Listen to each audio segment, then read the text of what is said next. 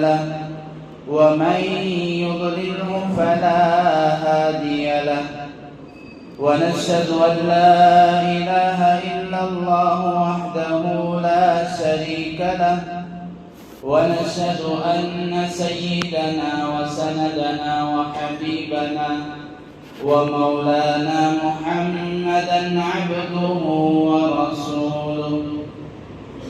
أما بعد فأعوذ بالله من الشيطان الرجيم. بسم الله الرحمن الرحيم. شهر رمضان الذي أنزل فيه القرآن هدى للناس وبينات من الهدى والفرقان. صدق الله العظيم. وقال النبي صلى الله عليه وسلم: يا أيها الناس قد أضلكم شهر عظيم شهر مبارك فيه ليلة خير من 1000 شهر أو كما قال رسول الله صلى الله عليه وسلم: آمنت بالله صدق الله العلي العظيم وصدق رسوله النبي الكريم ونحن على ذلك لمن الشاهدين والشاكرين والحمد لله رب العالمين. اللهم صل على سيدنا ومولانا محمد في أول كلامنا. اللهم صل على سيدنا ومولانا محمد في أوسط كلامنا. اللهم صل على سيدنا ومولانا محمد في آخر كلامنا. اللهم أيدنا بتأييدك. اللهم أيدنا بتأييدك. اللهم أيدنا بتأييدك يا رب العالمين. محترم معزز بزرگوں، دوستوں، نوجوان بھائیوں، عزیز سامعین کرام، السلام علیکم ورحمۃ اللہ وبرکاتہ۔ جو یاد مصطفیٰ سے دل کو بہلایا نہیں کرتے، جو یاد مصطفیٰ سے دل کو بہلایا نہیں کرتے، حقیقت میں وہ لطف زندگی اٹھایا نہیں کرتے۔ محمد عرش پر پہنچے تو خود خالق نے فرمایا، محمد عرش پر پہنچے تو خود خالق نے فرمایا، یہ اپنا گھر ہے، اپنے گھر میں سرمایہ نہیں کرتے۔ گنہگاروں کو ہم بخشیں گے، یہ ہم وعدہ کرتے ہیں۔ گنہگاروں کو ہم بخشیں گے، یہ ہم وعدہ کرتے ہیں۔ محمد ہم کبھی جھوٹی قسم کھایا نہیں کرتے۔ عزیزان گرامی، ہمیں معلوم ہونا چاہیے کہ آج کی تاریخ شعبان المعظم کی 24 تاریخ ہے، اور آج کا جمعہ یہ رمضان المبارک سے پہلے کا آخری جمعہ ہے۔ انشاءاللہ اس کے بعد کا جمعہ وہ رمضان المبارک کا جمعہ ہوگا۔ گزشتہ جمعہ بھی یہی عنوان کہ رمضان المبارک سے پہلے کس طرح ہم رمضان المبارک کی تیاری اور اس کا استقبال کریں۔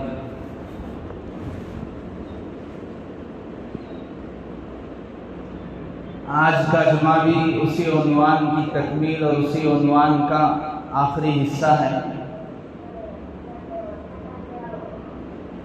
آدمی رمضان المبارک کی تیاری جو بھی کرے، سب سے پہلے اس کی یہ ذمہ داری ہے کہ پہلے وہ ذہنی طور پر تیار ہو جائے، اس کا مائنڈ، اس کا ذہن، اس کا فکر، وہ اس میں اس بات کو بٹھا لے کہ رمضان المبارک آ رہا ہے، رمضان المبارک کی آمد سے پہلے مجھے ہر حال میں اس کی تیاری کرنا ہے۔ اس لیے کہ جس چیز کو آدمی سوچتا نہیں، فکر نہیں کرتا، جس چیز کا خیال نہیں کرتا، جو چیز اس کے تصور میں نہیں آتی، اس کے لیے پہلے سے تیاری یا اس کے لیے کام کرنا بڑا مشکل ہوتا ہے۔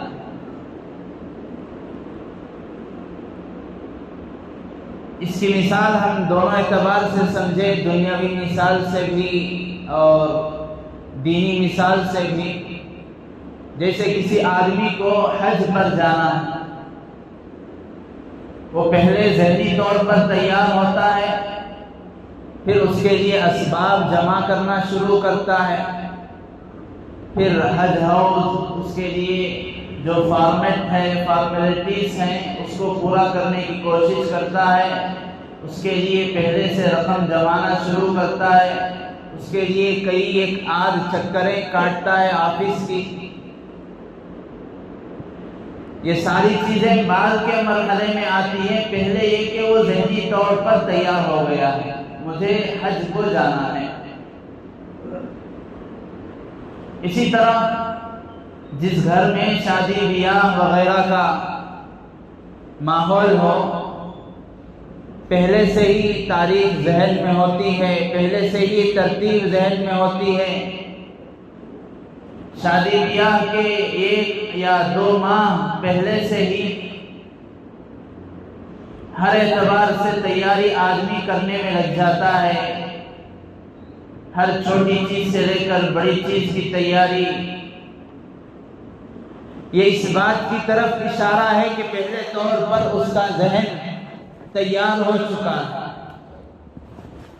پہلے سے ہی اس نے ذہن میں، اپنے فکر میں، اپنے خیال میں اس بات کو بٹھا لیا ہے کہ مجھے یا ہمارے گھر میں جو شادی ہے اس میں فلاں فلاں کام کرنا ہے۔ بزرگان محترم، آدمی اگر بس سے چڑھنے کے لیے، بس سے سوار ہو کر کہیں پر جاتا ہے تو بس پر چڑھنے کے لیے اسے صرف 5 منٹ پہلے، بس کے آنے سے پہلے 5 منٹ پہلے بھی وہ بس اسٹینڈ پر پہنچ گیا تو اسے بس مل جائے گی۔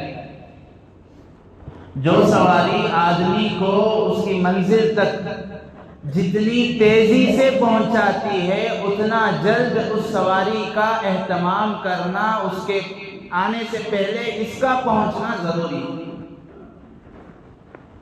بس تیزی سے نہیں پہنچاتی، اس لیے آئے وقت پر بھی جا کر بس کو آپ حاصل کر سکتے ہیں، اس پر چڑھ سکتے ہیں۔ وہی ریل گاڑی، ٹرین، آپ تھوڑی دیر پہلے جائیں گے، کم سے کم 15 منٹ 20 منٹ اس کی ٹکٹ وغیرہ لینا ہے، اس کا انتظار کرنا ہے، کس پلیٹ فارم پر گاڑی آتی ہے وہ دیکھنا ہے، آپ کو تھوڑی دیر پہلے جانا پڑے گا۔ یہ بس سے تیزی سے پہنچانے والی گاڑی۔ اور آدمی اگر کہیں پر سفر کرتا ہے ہوائی جہاز، پلین سے، تو وہاں اب تو یہ قانون بنا دیا گیا 3 سے 4 گھنٹے پہلے ہر حال میں اندر آ جانا ضروری ہے، اور 1 گھنٹہ 45 منٹ پہلے گیٹ سب کچھ بند کر دیا جاتا ہے۔ بہرحال بتانے کا مقصد یہ ہے کہ جو سواری آدمی کو اس کی منزل تک جتنی تیزی سے، جتنی جلدی سے پہنچا رہی ہے، اتنا ہی آدمی کو اس سواری کے پکڑنے کے لیے اہتمام کرنا ضروری ہے، اس کی پہلے سے تیاری کرنا ضروری ہے، اس کی فکر کرنا ضروری ہے۔ رمضان المبارک کا یہ مہینہ جو ہمارے اوپر آنے والا ہے، سایہ فگن ہے، ہم پر سایہ ڈالنے والا ہے، ان قریب شروع ہونے والا ہے۔ یہ ایسی سواری ہے جو بندے کو اس 1 مہینے کی مشق، ٹریننگ، تربیت کے کورس کے ذریعے سے اللہ تک پہنچاتا ہے۔ یہ سواری بندے کو اللہ تک پہنچنے کا راستہ دکھا رہی ہے۔ یہ سواری عابد کو معبود تک لے جا رہی ہے۔ یہ سواری مخلوق کو خالق تک لے جا رہی ہے۔ یہ سواری ساجد کو مسجود تک لے جا رہی ہے۔ یہ سواری ایک غلام کو اس کے آقا، پروردگار، پالنہار، مالک الملک تک لے جا رہی ہے۔ بہت تیزی سے لے جاتی ہے، شرط یہ کہ پہلے سے اس کا اہتمام ہو۔ اہتمام نہیں ہوا تو وہ اس کو بھی یہ سواری میں جگہ مل جائے گی، وہ بھی روزہ رکھ لے گا، وہ بھی تراویح پڑھ لے گا، وہ بھی یہ سوچے گا کہ سارے لوگ روزہ رکھ رہے ہیں میں بھی رکھ لوں، سب تراویح پڑھ رہے ہیں میں بھی پڑھ لوں۔ اہتمام نہیں ہوگا، فکر نہیں ہوگا، پہلے سے ترتیب نہیں ہوگی تو اسے فائدہ بھی نہیں ہوگا۔ رمضان کب آیا، کب گیا، رمضان کیوں آیا، کیوں چلا گیا، رمضان کیسے آیا، کیسے چلا گیا، کچھ اسے احساس نہیں ہوگا۔ وجہ یہ کہ پہلے سے اس کی تیاری، اس کا فکر نہیں رہا۔ عزیزان محترم، اس لیے علماء نے فرمایا پہلے ہم اپنے ذہن کو تیار کر لیں کہ مجھے رمضان سے پہلے فلاں فلاں کام کر لینا ہے۔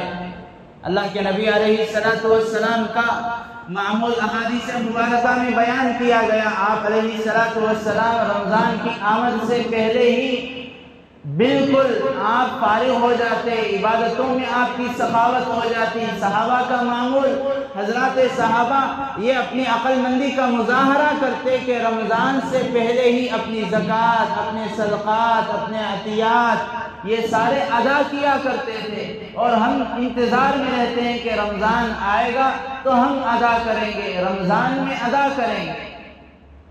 اب رمضان میں کئی بار آدمی کے معاملات آگے پیچھے ہو گئے تو واجب زکوٰۃ کی، فرض زکوٰۃ کی، فرض عبادت کی، وہ اس سے چھوٹ گیا۔ اسی لیے علماء نے فرمایا رمضان کی آمد سے پہلے 3 کام کر لیا کریں۔ یہ رمضان کی حقیقی تیاری ہے، رمضان کی صحیح معنوں میں تیاری ہے۔ پہلی تیاری یہ تو ہمارے سے چھوٹنا مشکل ہے، رمضان کی شاپنگ، رمضان کی خریداری ہم چھوڑ نہیں سکتے۔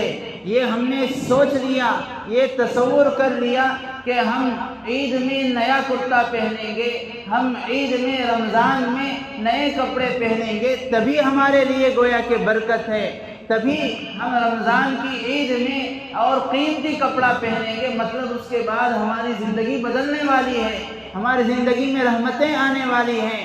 کہیں بھی کسی بھی روایت میں، کسی بھی حدیث میں، کسی بھی بزرگ، کسی بھی صحابی کے اقوال میں یہ بات نہیں ملتی کہ جس نے رمضان کی عید میں یا فلاں فلاں موقع پر نیا کپڑا پہن لیا اس کے لیے برکت ہے، اس کی عید ہے۔ اسی لیے فرمایا لیس العید لمن لبس الجدید، عید اس کی نہیں ہے جو نیا کپڑا پہنتا ہے، انما العید لمن خاف بالوعید، عید تو اس کی ہوتی ہے جو رمضان میں اللہ کی وعیدوں سے ڈر کر زندگی گزارا، اللہ کی رحمتوں سے فائدہ اٹھایا، اللہ کی مغفرت سے فائدہ اٹھایا۔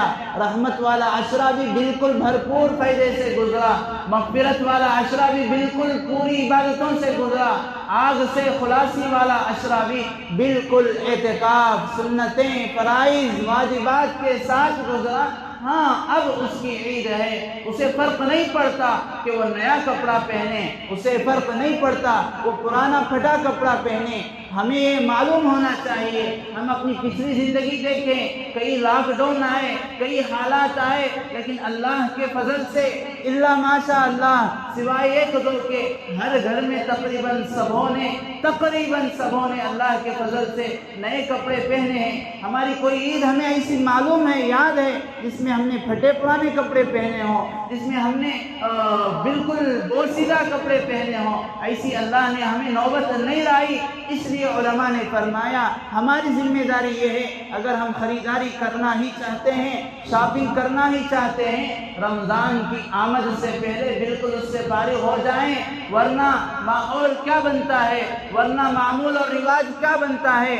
रमज़ान में या तो रोज़ा छोड़ कर जा रहे हैं शॉपिंग खरीदारी के लिए, या रोज़ा रख कर जा रहे हैं, रोज़ा इफ्तारी का वक्त बाज़ार में कबूलियत की घड़ी गुजर रही है, या रात की वो घड़ियाँ जिसमें अल्लाह के सामने खड़े होकर तरावीह पढ़ी जाती है, जिसमें अल्लाह के सामने खड़े होकर कुरान पढ़ा जाता है, कुरान सुना जाता है, वो घड़ी बाज़ार में गुजर रही हैं। और उससे बड़ी मुसीबत हमारे बेगैरत मर्द और बेगैरत मर्द अहबाब ये अपनी बच्चियों को, अपनी मस्तूरात को, अपने घर की औरतों को बाज़ार भेज देते हैं। ये कहते हैं कि वो अपनी पसंद की ख़रीदारी करें। अब वो बाज़ार जा रही हैं, आप ये सोचें बाज़ार में कितने ऐसे भी शैतान खबीस किस्म के नौजवान और मुसलमान गैर मुस्लिम आते होंगे, जो इस नीयत से, इस मकसद से आते होंगे कि किन बच्चियों को, किन औरतों को छुआ जाए, गलत नीयत से, गलत इरादे से रमज़ान की हालत में। और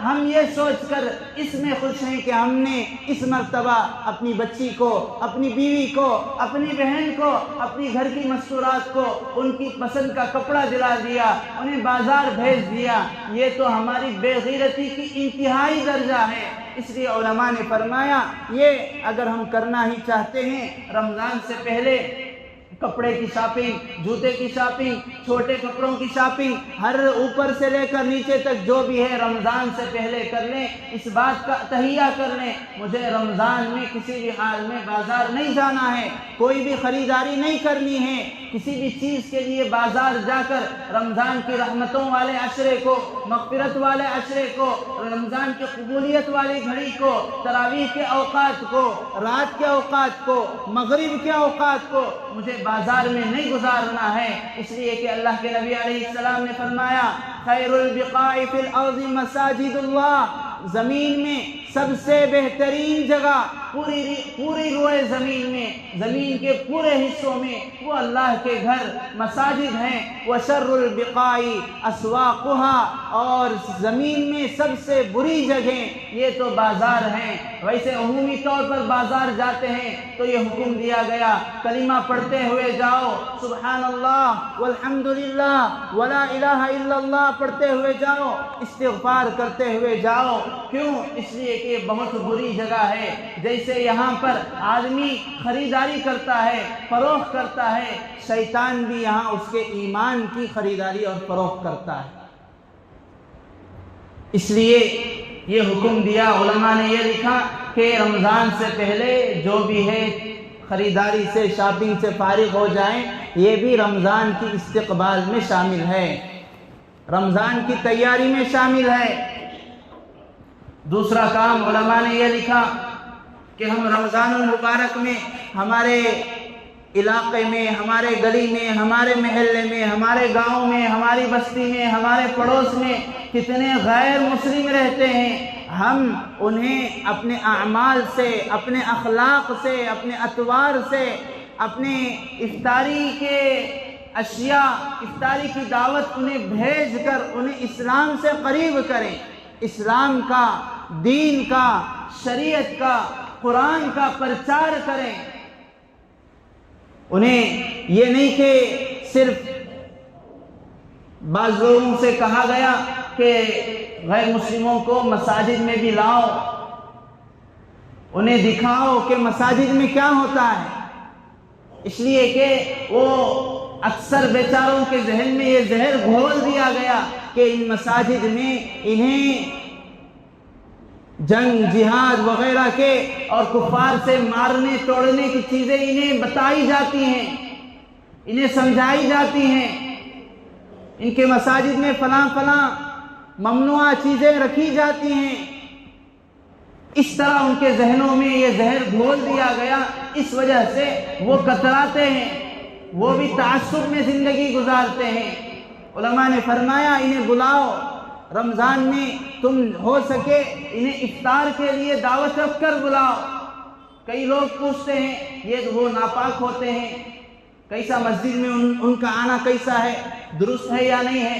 کئی بار مساجد کی تعمیر کے لیے، مساجد کے کام و کاج کے لیے، پینٹ کے لیے اور میستری کی حیثیت سے کئی بار غیر مسلم آتے ہیں۔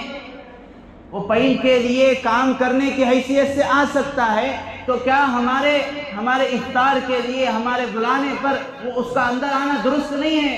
اللہ کے نبی علیہ السلام کی سیرت، آپ کی زندگی ہم اٹھا کر دیکھتے ہیں، آپ علیہ السلام نے کئی بار عیسائیوں کو مسجد بلایا، کئی بار یہودیوں کو بلا کر مسجد میں رکایا، مسجد میں قیام فرمایا، انہیں ٹہلنے کو کہا۔ ایسے کئی سارے واقعات ملتے ہیں۔ علماء نے فرمایا اس لیے رمضان میں تم ہو سکے تو اسے سمجھاؤ کہ ہماری کتاب یہ قرآن میں ایسا نہیں ہے، اس میں کتنی انسانیت کا سبق دیا گیا ہے، اس میں اللہ کی عبادت کی کیا تعلیم دی گئی ہے، وہ انہیں سمجھاؤ، انہیں پاکیزہ رہنے کا حکم دے کر انہیں ہو سکے تو ان کی زبان والا قرآن دو، کنڑا ترجمہ والا، تمل ترجمہ والا اور انگلش والا انہیں قرآن دو، وہ پڑھیں۔ بس ان سے یہ گزارش کر دو کہ جب بھی تم یہ مقدس پاکیزہ کتاب ہاتھ میں لیتے ہو تو تم پاک ہو کر، پوتر ہو کر، ہاتھ منہ دھو کر، غسل کر کے، جس پانی سے ہم غسل کرتے ہیں وہ بھی غسل کر لیں گے تو پاک ہو جائیں گے، جس پانی سے ہم نہاتے ہیں وہ بھی نہا لیں گے تو پاک ہو جائیں گے۔ ان سے یہ کہہ کر انہیں قرآن دو، انہیں اسلام سے قریب کرو، انہیں اپنے اخلاق سے اسلام سے قریب کرو، اپنے معاملات سے اسلام سے قریب کرو۔ تہادو تحابو، آپس میں ہدیے دیا کرو، اللہ تعالیٰ محبتیں پیدا کریں گے جب وہ میرے سے، آپ سے اور ہم سب سے محبت میں آئیں گے، ہمارے اعمال سے، ہمارے اسلام سے محبت میں آئیں گے۔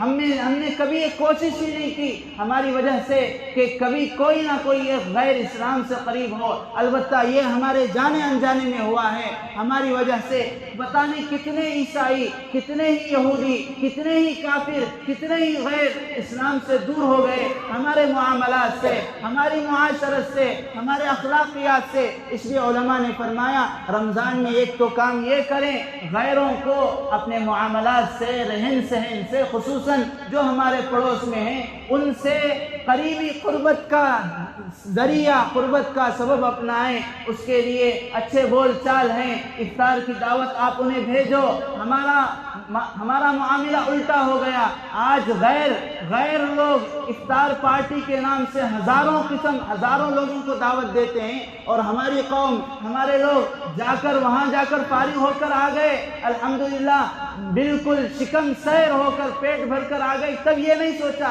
غیر افطار کی دعوت کر رہا ہے، کھا سکتے ہیں یا نہیں۔ اب ہم غیر کو مسجد بلاتے ہیں، غیر کو اسلام کی دعوت دینے کے لیے اس کو اپنی دعوت میں شامل کرنا چاہتے ہیں تو جھجک محسوس ہوتی ہے۔ یہ رمضان، یہ قرآن، یہ صرف ہمارا نہیں ہے۔ اللہ نے فرمایا ھدی للناس، یہ کتاب تو لوگوں کے لیے ہدایت ہے، مسلمانوں کے لیے ہدایت نہیں ہے۔ ہمیں انہیں ہدایت سے قریب کرنا ہے، اپنے اخلاق سے، اپنی معاملات سے، اپنی عبادت سے، اپنی رہن سہن سے، اپنی معاشرت سے۔ اسی لیے علماء نے فرمایا رمضان میں خصوصاً اس بات کا تہیہ کر لیں، رمضان سے پہلے اس بات کو دل میں بٹھا لیں، میں رمضان میں اپنے معاملات درست کروں گا، اپنے لین دین سے کسی مسلمان اور بالخصوص کسی غیر مسلم کو دھوکہ نہیں دوں گا، اپنی معاملات کی صفائی کر لوں گا۔ وہ یہ سوچے گا کہ یہ مسلمان رمضان میں بھی 420 کام کرتا ہے، ڈنڈی مارتا ہے، جھوٹ بولتا ہے، یہ اسے بیپار کا موسم سمجھتا ہے، یہ اور بدظن ہو جائے گا۔ اس لیے علماء نے فرمایا انہیں ہدیہ دو، کتاب کی شکل میں، قرآن کی شکل میں جو ٹرانسلیٹ ہو کر ہے انہیں سمجھا کر بجھا کر علماء سے ملا کر جہاں تک ہو سکے اپنے اخلاق پیش کر کے انہیں دعوت کے ذریعے سے اور ان کی جو بھی ضرورتیں ہیں ان کے خوشی غم میں شریک ہو کر مسئلے مسائل معلوم کر کے خود شریک ہو، انہیں اسلام سے قریب کریں۔ یہ بھی رمضان المبارک کی صحیح معنوں میں بڑی تیاری ہے، رمضان المبارک کی صحیح معنوں میں عالیشان استقبال ہے۔ اور تیسری چیز علماء نے فرمایا جو رمضان کے استقبال کے قبیل سے ہے، رمضان کی تیاری کے قبیل سے ہے، وہ یہ کہ رمضان المبارک میں عموماً بچے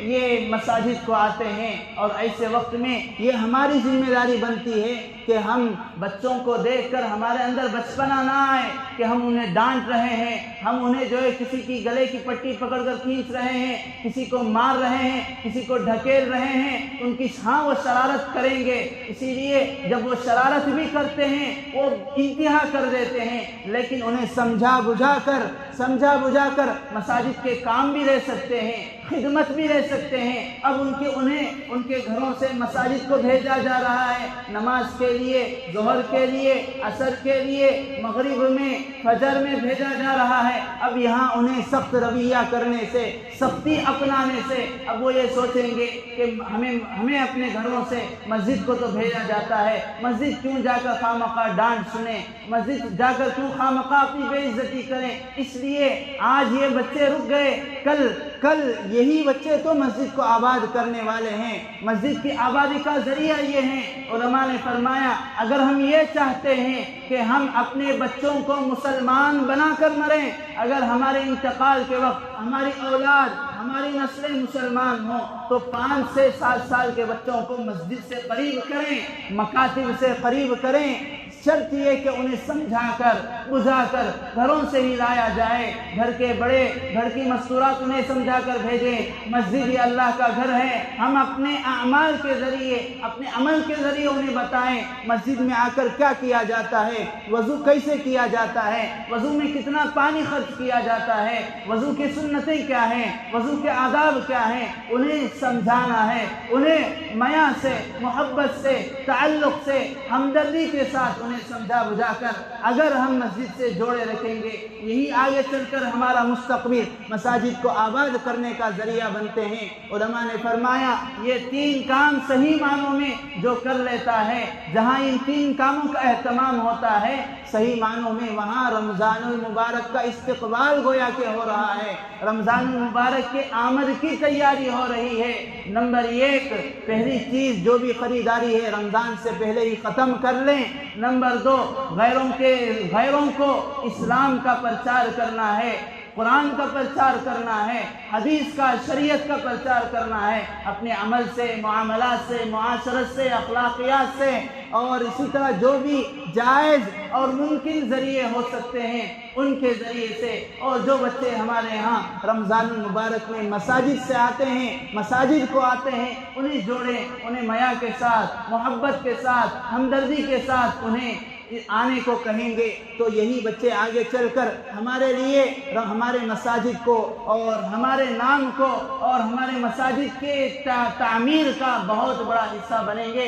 اللہ کے نبی علیہ السلام نے شعبان کی آخری تاریخ میں ایک عظیم، ایک لمبا چوڑا خطبہ آپ علیہ السلام نے بیان فرمایا، اور علماء نے فرمایا وہ خطبہ رمضان ہے جس میں اللہ کے نبی علیہ السلام نے رمضان المبارک کی عظمت کو بتایا۔ حضرت سلمان فارسی رضی اللہ عنہ کہتے ہیں اللہ کے نبی علیہ السلام نے خطبنا رسول اللہ صلی اللہ علیہ وسلم فی آخر یوم من شعبان کی جو آخری تاریخ تھی، یعنی کل کے دن رمضان شروع ہونے والا ہے، آج اللہ کے نبی علیہ السلام نے یہ ایک حدیث بیان فرمائی۔ علماء نے فرمایا وہ حدیث ہی نہیں ہے، وہ تو ایک خطبہ ہے، جامع اور بڑا خوبصورت، بڑا قیمتی خطبہ ہے۔ اسی کو حضرت شیخ الحدیث مولانا زکریا صاحب رحمۃ اللہ علیہ نے اپنی حدیث کی کتاب میں فضائل رمضان میں اسی حدیث سے اس باب کو شروع کیا، اسی حدیث سے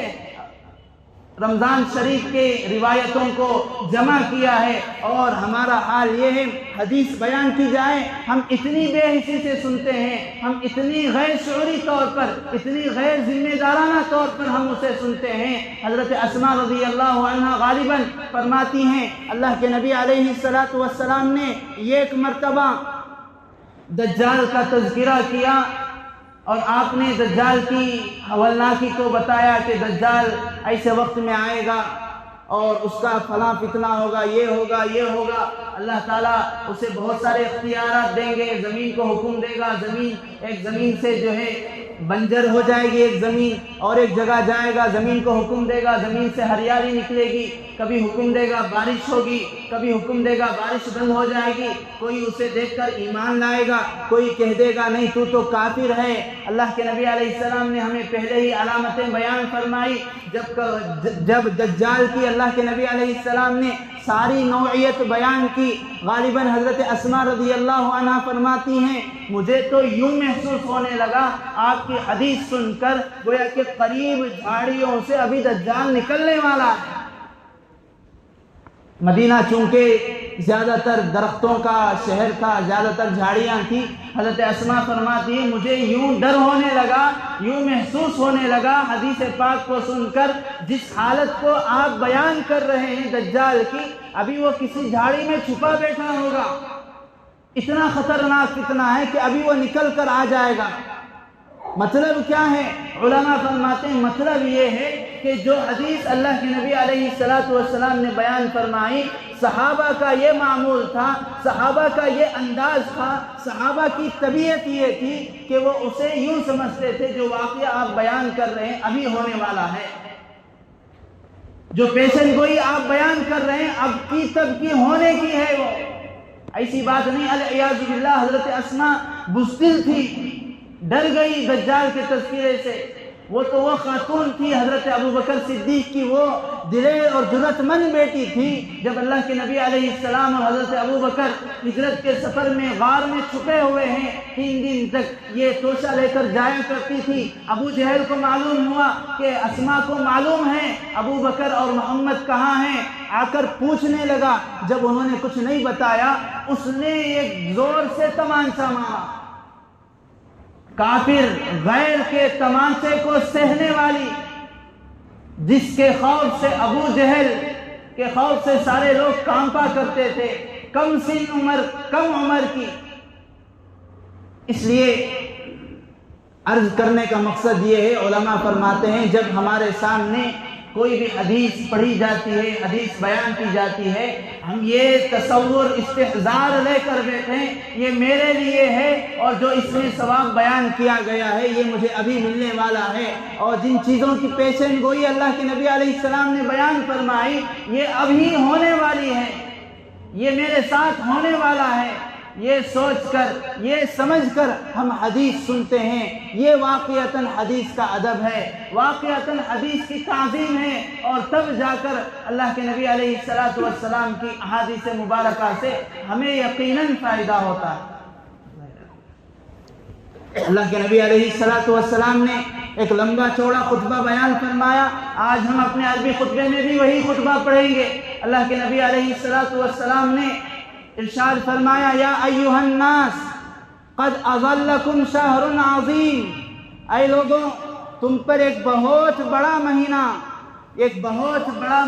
سایہ ڈالنے والا ہے، شہر مبارک، ایک برکتوں والا مہینہ ہے، فیہ لیلۃ خیر من الف شہر، اس میں ایک ایسی رات ہے جو 1000 راتوں سے بڑھ کر ہے، اس میں ایک ایسی رات آنے والی ہے جو اللہ کے یہاں قبولیت والی ہے، اس میں اس ایک رات میں عبادت کرنے کا ثواب اللہ کے یہاں 1000 مہینوں سے زیادہ عبادت کرنے سے بڑھ کر ہے۔ آگے اللہ کے نبی علیہ السلام نے ارشاد فرمایا جعل اللہ صیامہ فریضہ، اللہ تعالیٰ نے اس مہینے کے روزوں کو فرض فرمایا ہے، وجعل قیام لیلہ تطوعا، اور اس مہینے کے رات میں کھڑے ہونا، اللہ کے سامنے کھڑے ہو کر عبادت کرنا، یہ نفل، یہ تو بلکہ سنت ہے، پھر آگے حضرت سلمان فارسی رضی اللہ عنہ روایت کرتے ہیں، اللہ کے نبی نے فرمایا من تقرب فیہ بخصلۃ کان کمن ادى فریضۃ فیما سواہ، جو شخص رمضان المبارک میں ایک نفل عمل کرتا ہے، ایک کوئی بھی کار خیر کرتا ہے، نفل صدقہ دیتا ہے، ایک نفل نماز پڑھتا ہے، اس کو ثواب ایسے ملتا ہے گویا کہ اس نے رمضان کے علاوہ میں ایک فرض ادا کیا ہے۔ ومن ادى فریضۃ فیہ کان کمن ادى 70 فریضۃ فیما سواہ، جو رمضان میں ایک فرض ادا کرتا ہے اسے ایسا ثواب اور بدلہ اللہ کے یہاں سے ملتا ہے اس نے 70 فرض ادا کیے۔ مثال کے طور پر رمضان المبارک میں فجر کی 1 رکعت پڑھا، 70 رکعت پڑھنے کا ثواب، 2 رکعت پڑھا اسے 140 رکعتوں کا ثواب، ظہر کی 4 رکعت نماز پڑھتا ہے فرض، اسے گویا کہ 280 رکعت پڑھنے کا ثواب اللہ کے یہاں سے دیا جاتا ہے۔ آگے اللہ کے نبی نے فرمایا وَهُوَ شَهْرُ الصَّبْرِ، یہ صبر کا مہینہ ہے۔ صبر کا مطلب یہ ہے جیسے ہم سوچتے ہیں کسی پر مصیبت آئی، کسی پر پریشانی کا پہاڑ توڑا گیا تو وہ صبر ہے، ایسی بات نہیں ہے۔ قرآن اور حدیث میں صبر کا معنی مطلب یہ ہے کہ آدمی اپنے آپ کو، اپنے نفس کو، اپنی طبیعت کو ایسی چیز کے لیے آمادہ کر لے، تیار کر لے جو چیز اس کے لیے بڑی مشکل ہو، جو چیز اس کے لیے بڑی گراں ہو، اس کا جی نہیں چاہتا اس کام کو کرنے کے لیے لیکن وہ کرتا ہے زبردستی صرف اللہ کے لیے، یہ صبر ہے۔ کبھی گناہ کرنے کو جی چاہ رہا ہے، طبیعت سے ہٹ کر گناہ سے رک گیا، اللہ کے لیے صبر ہے۔ عبادت نہ کرنے کو جی کرتا ہے پھر بھی عبادت کرتا ہے، پھر بھی روزے رکھتا ہے، پھر بھی 20 رکعت تراویح پڑھتا ہے۔ بہت سارے لوگ اشکال کرتے ہیں فلاں مسجد میں 8 ہو رہی ہے، فلاں اتنے پڑھتے ہیں، فلاں میں 10 دن میں قرآن ختم ہو رہا ہے، 10 دن پڑھ لیے یا روزانہ 8 پڑھ لیے چھٹی ہو گئی،